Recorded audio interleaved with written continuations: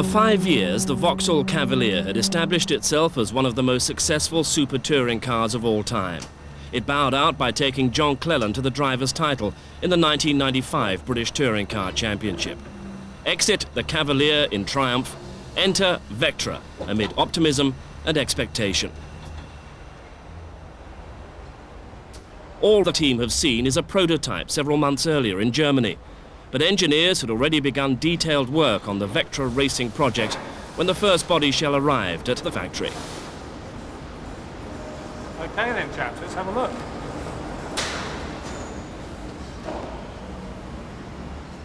This was the car with which Vauxhall expected to keep pace with the heightened competition and prestige of super touring racing, not only in Britain, but worldwide. With the exception of the engine, every critical part of the new racing car will be produced here in Northamptonshire.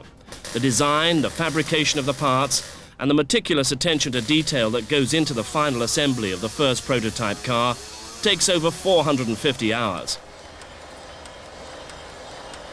It's a joint project between the UK and Germany, with Swindon Racing providing the engines. But the factory is the central coordinating point for the whole vital project.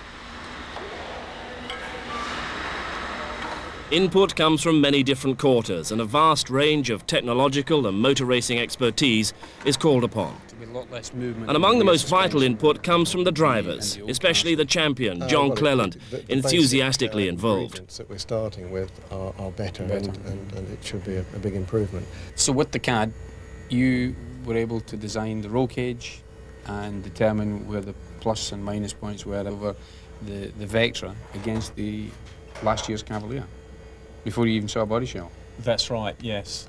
Yeah, I mean, immediately we could see... Cleland must be patient. The driver takes over later. Most of the work so far has been done by computers, but the computers say it's looking good. We measure this at various stations. With the help of GM engineers in Russellsheim, the roll cage for the first time has been integrated into the production shell.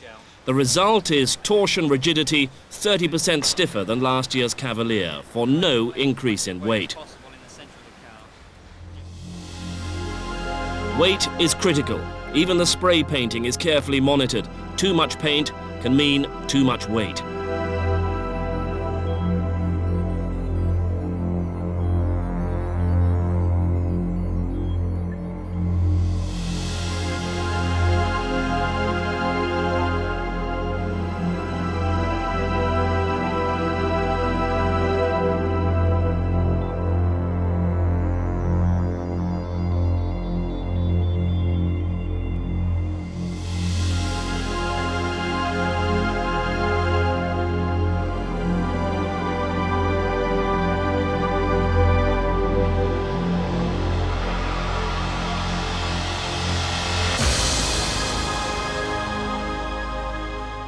Swindon Racing Engines have been responsible for the development of the Vauxhall 2-litre race engine for the past 6 years.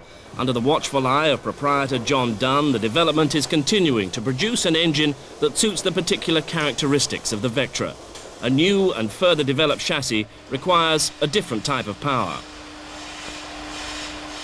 It may be one of the oldest racing engines in the sport, but it's still among the most powerful, with a wonderful record of reliability. There was no engine failure in the whole of Vauxhall's 1995 season.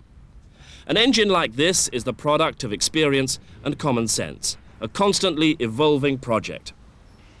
Every engine that Swindon build goes on the testbed to quantify performance, to check for leaks, and make sure that every element of the engine is working to maximum efficiency. Vauxhall team driver James Thompson is the impressed spectator. I suppose the advantage of here is it's a controlled environment as a test bed. Well, that's correct. I mean, we have to do it this way initially to get the right... John Dunn's philosophy is that the much vaunted maximum horsepower is not the most crucial element. The amount of race time that's spent at maximum revs is comparatively small. More time is spent around 7,500 to 8,000 revs. That's where the power and torque is most needed, and that's where this engine delivers.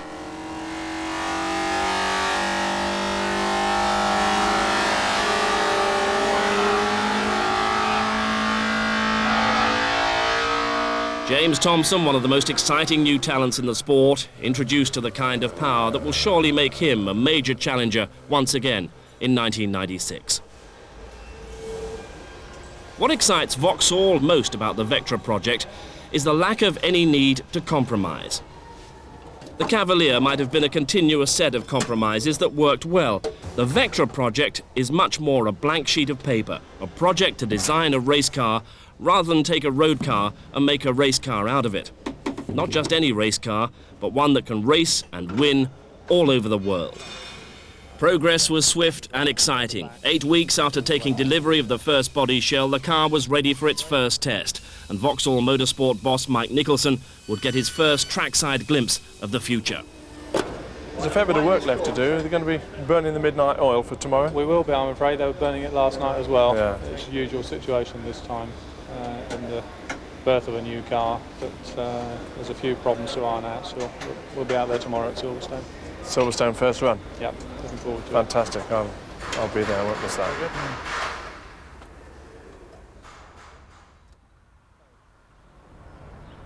Sunrise at Silverstone, the home of British motorsport. For the still secret Vectra, it's the day of destiny.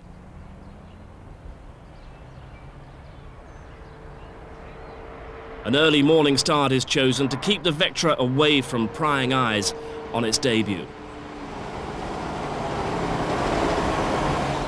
It was set to be an exciting day, but it was primarily a systems check to make sure that the cooling system, the fuel and oil systems were all working.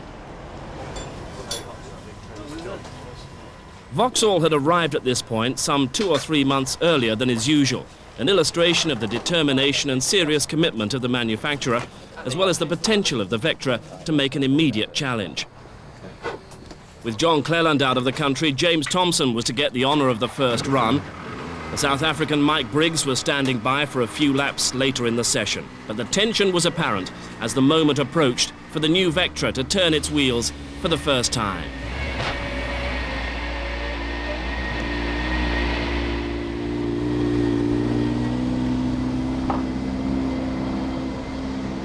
A more central driving position with the driver positioned further back in the car to aid weight distribution, that's the first contrast that James Thompson experienced. A year of design and development is about to be put to the test. It's a very special moment, the birth of a new racing car.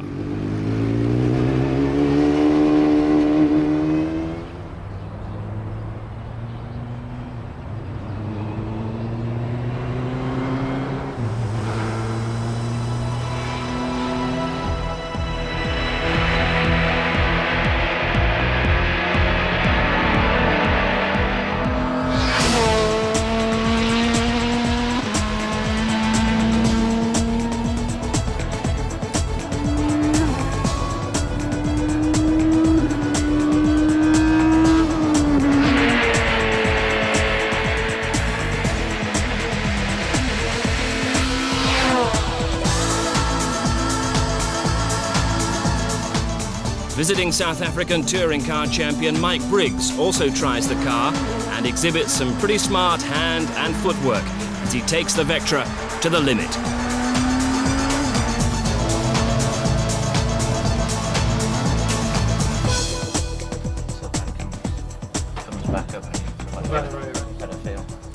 The initial verdict is very encouraging indeed, but now comes a winter of fine-tuning and hard work to guarantee that the Vectra will be a winner.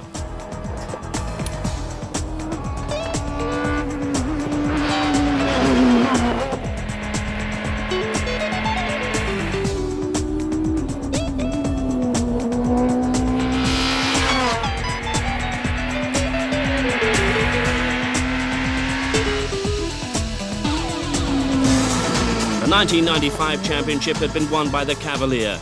If that title could be successfully defended by the Vectra, Vauxhall could claim one of the great achievements in super touring racing. So stand by for some tremendous excitement in 1996.